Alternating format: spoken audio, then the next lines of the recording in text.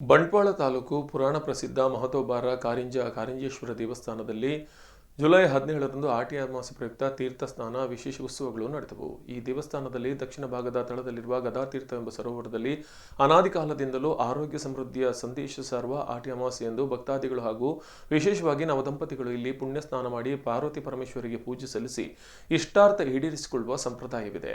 ಅಮಾವಾಸ್ಯೆಯಂದು ಬೆಳಿಗ್ಗೆ 4 ಗಂಟೆಯಿಂದ ಹಾಲೆ ಮರದ ಕಷಾಯ ವಿತರಣೆ ನಡೆಯಿತು.